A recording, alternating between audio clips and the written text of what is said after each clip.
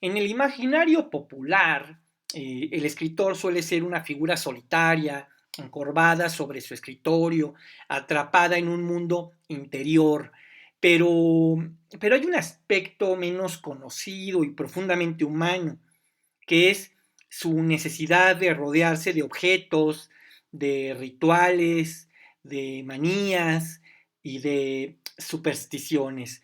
Escritores coleccionistas, escritores fetichistas, una tribu que, como antiguos chamanes, eh, cree que ciertos objetos tienen el poder de abrir las puertas de la imaginación o al menos de espantar a la hoja en blanco. El acto de coleccionar libros, plumas, piedras, pipas, cuadernos, grabados, muñecos, tazas, muchas veces no responde al capricho, sino a una necesidad de construir un ecosistema simbólico. Estos objetos actúan como tótems. No se escribe con ellos, ciertamente, pero sin ellos no se escribe absolutamente.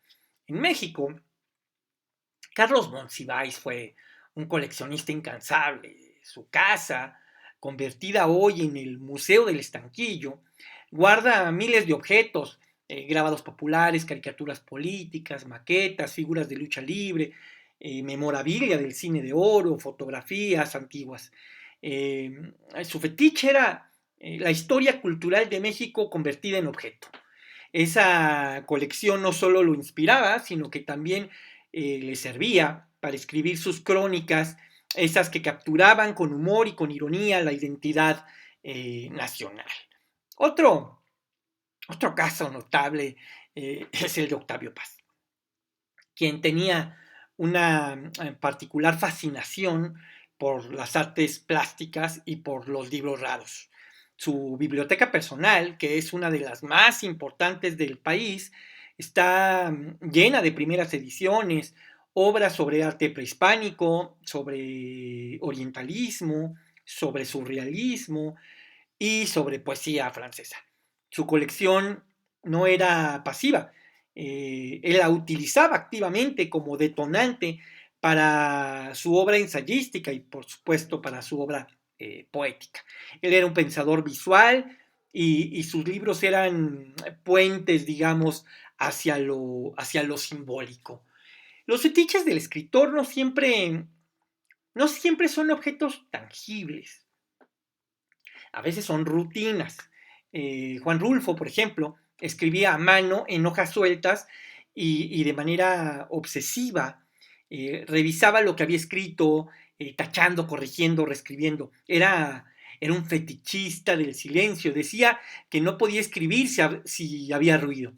Eh, Su espacio creativo era minimalista, casi ascético, pero absolutamente sagrado. Por su parte, Elena Poniatowska ha confesado que ella necesita cierto desorden a su alrededor para sentirse en casa, para escribir con libertad. Suele hacerlo rodeada de papeles, libros abiertos, recortes de periódico. Su fetiche no es el orden, sino el caos controlado, ese que permite que los detalles entren a la página sin previo aviso. Guillermo Arriaga ha hablado de su proceso como una especie de trance físico. Necesita escribir de pie, caminar, moverse. Sus ideas no fluyen si está inmóvil. Su fetiche, más que un objeto, es el movimiento mismo, una suerte de coreografía mental que le permite estructurar historias complejas.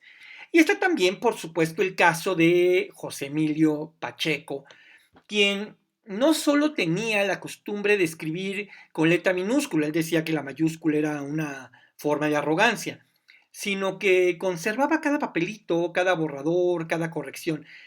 Él era un fetichista del proceso, no del texto terminado, sino del texto, digamos, en ebullición.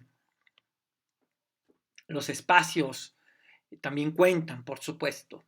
Muchos escritores convierten su escritorio o su biblioteca o incluso un café en un espacio casi místico.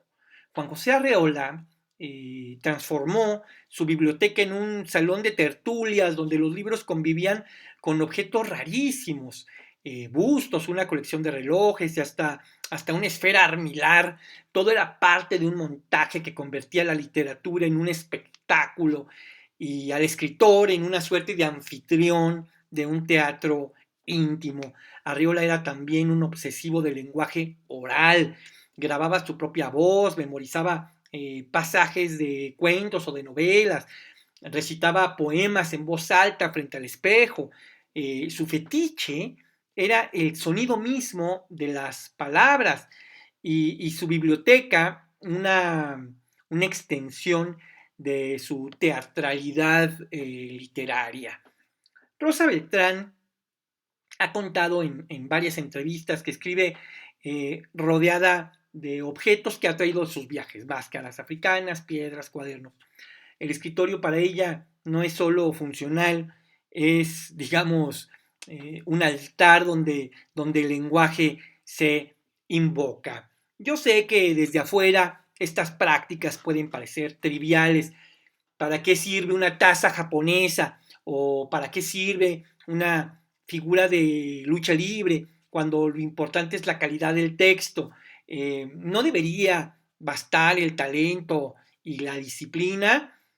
Hombre, pero escribir no es nada más poner palabras en fila, es entrar en un estado mental particular. Los objetos no garantizan la inspiración, pero sí crean el clima propicio para que ésta llegue. Los, los fetiches son formas de invocar el orden en medio del caos mental, son estrategias emocionales, son anclas frente al vértigo, porque escribir, un poco como vivir, implica lidiar con lo desconocido. Todo escritor es un coleccionista de palabras, de recuerdos, de escenas robadas al mundo. La obsesión por lo pequeño, por lo insignificante que se vuelve relevante, es parte del trabajo literario. Por eso, tantos escritores mexicanos han sido también cronistas del detalle. Piénsese en Salvador Novo, que coleccionaba anécdotas como si fueran joyas, o en Efraín Hernández, que hacía de lo cotidiano un espectáculo interior. A veces el fetiche no está en lo físico, sino en la palabra específica, en un ritmo, en una imagen que se repite.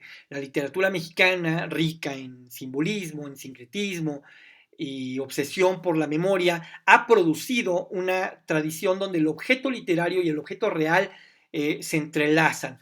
La pluma con la que escribía Amparo Dávila o el cuaderno donde Julio Torri anotaba ideas sueltas, los muros forrados de libros de Sergio Pitol, el cigarro eterno de José Agustín, cada uno es parte de una mitología íntima.